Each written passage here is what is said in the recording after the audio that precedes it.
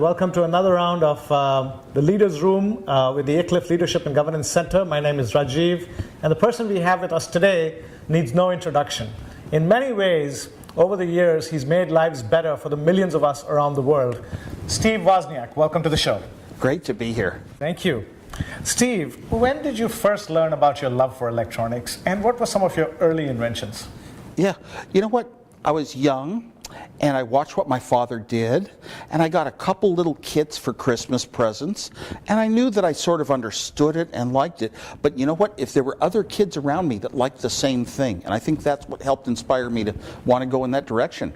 I loved building little things that did strange, unexpected things most of the kids in school couldn't possibly make. And that made me feel proud about myself, and it made me see myself in a light of someday I will be an engineer like my father. I was also very lucky to be very good at math, winning math awards in my schools, math and sciences. And some of your earliest inventions that you're really proud of to this day? Well, I don't know how. When I was 10 years old, I built this incredible, huge machine that would play tic-tac-toe and never lose it all in the game. And more importantly than that, I had a ham radio license at an early age. A lot of young kids get a ham radio license. You can get books, go through the books, learn, study, learn to answer the questions, take a test. You have to get a test to get a license. But more importantly than being a ham radio operator, back then you had to build it yourself.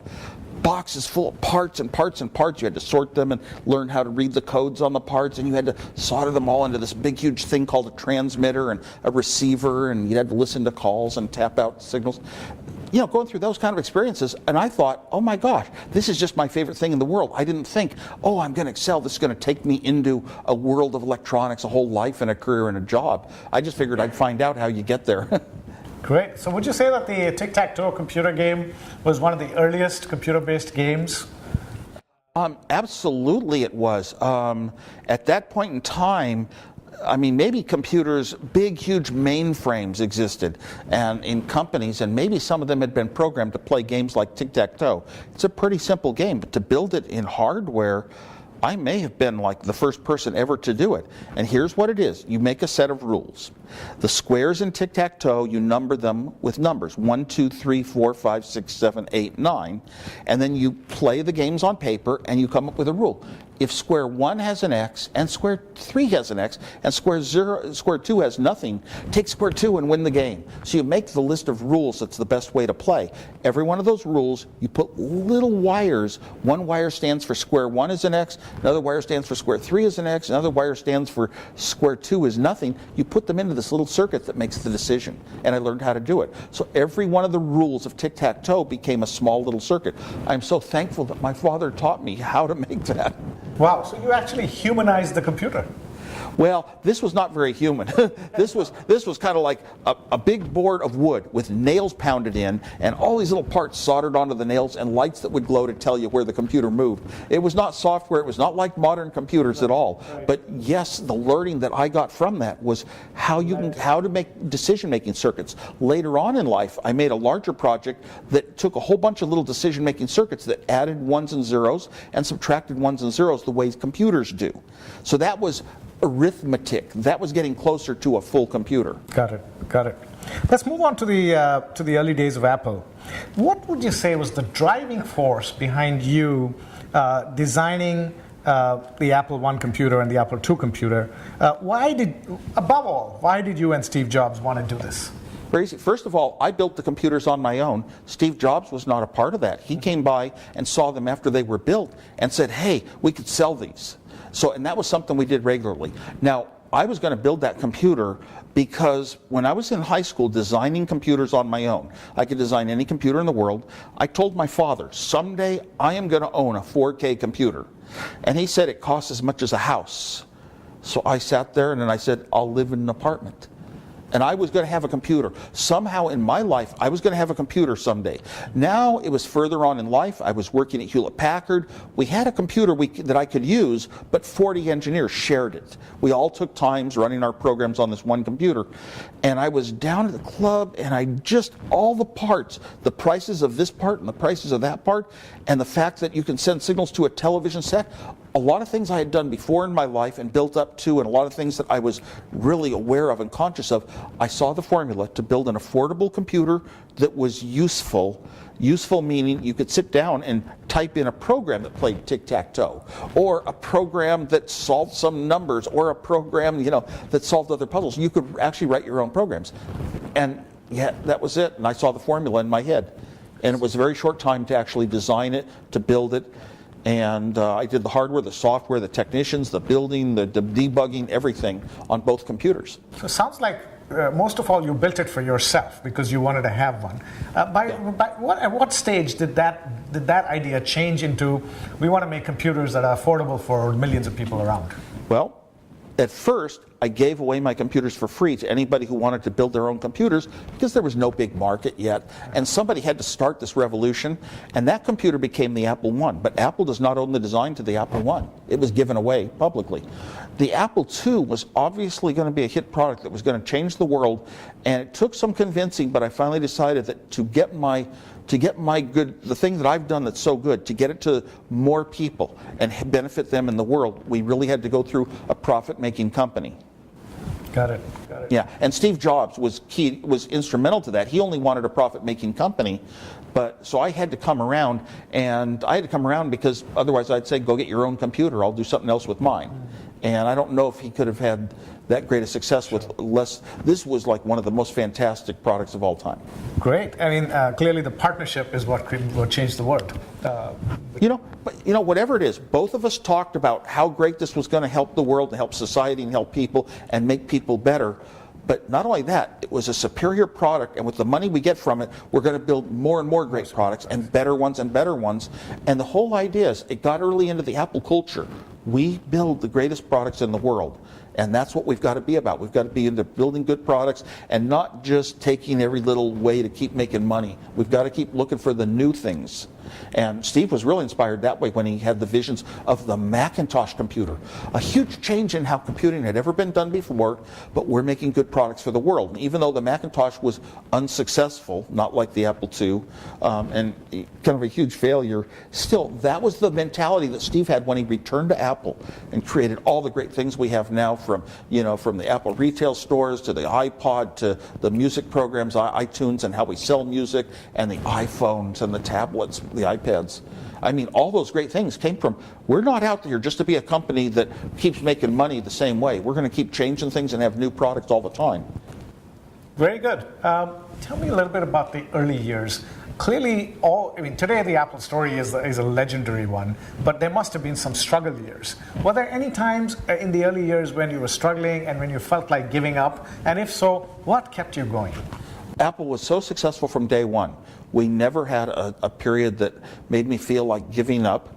The closest to it, we had times when things dropped heavily and we had problems that we had to recover from, such as the failure of the Macintosh sales. And even the Apple II sales started slowing down a little until the killer app VisiCalc. For small businessmen to forecast their business so easily on a computer, that thing shot our sales sky high.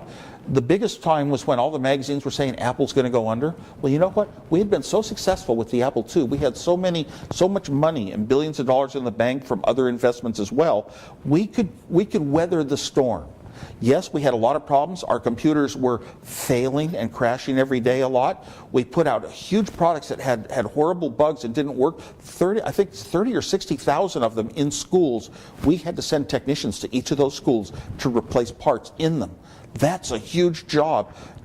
But we wanted, our reputation was the most important thing. But we had enough money to weather the storm, to cut back, to lay off a lot of projects, get rid of the projects that aren't bringing in profits, to cut back the buildings that we won't need anymore. And finally, that's what really made the company profitable. Mm-hmm. Sounds like the earlier hard work paid off at the time when things were getting a little bit difficult. When you have a great product, yes, it buys you so much revenue that you'll get a lot of chances to restart. Mm-hmm. Huge companies like IBM, it's almost impossible to go out of business because you get so many retries. Very good. To what do you attribute your never-ending drive to create amazing products like the Apple computer, the floppy disk? One after the other, you kept inventing. What was your drive? What was driving you? back in those days, it was the fun thing that I would have been doing for no money, no job, no company. I would have just done it at home just to play with it and do it for myself anyway. So to me, it wasn't a job. It was fun. I said, you get paid for doing what you would do for fun. No, I don't know. My whole life had been creating new things. I had this ability to sit down with an idea and start jotting down stuff on paper and not looking at anybody else's design that had ever done it in the world. In fact, all of the A-plus things I did for Apple, one after another, hardware, software combination, hardware, software, floppy disk, every one of those devices that I did was, I had never done that kind of device before. I'd never studied it in engineering classes. I'd never read in a book. I'd never done it for a job. And I had so little money of my own that I had to figure out ways to do things inexpensively. It forced me to always think in the lowest, fewest parts and the least cost. And that led to greatness in the products, excellence in the products. And I think that set a theme that Apple's been trying to live up to ever since. And Steve, what are you up to these days? What are you passionate about most these days, and why? I'm still passionate so much about young kids and their education, and it just, inside of me, I just want to figure out formulas for making it better and making people more people coming out smarter, capable in the world, having a place in the world. And as you get older, you start realizing, well, there's a lot of politics involved in the distribution of wealth. There are a lot of factors as to what can a young person expect in life. And that bothers me, and yet I'm not smarter than anybody else over the last 1,000 years to come up with new formulas that are going to change it. So I'm hoping that computers somehow change it. They haven't changed things much yet as far as what people have, how happy they are, how much they learn in school, but how smart they come out of school, I should say. But there's a chance that the computers could cause the schools to eventually be redone a whole different way, to whereby every student has one teacher, and the teacher acts like a human, but it's really a machine. But it's somebody that the student can really love and follow and go. Then we can really change education and have students all going in the subjects they want to go in. One student might be very interested in history. One might be interested in European history. One might be interested in mathematics and maybe maybe DNA or something. They could study as much as they want, as fast as they want, or as slow as they need to in certain subjects. But they don't have to study the same things as everyone else. We're getting closer and closer to that day.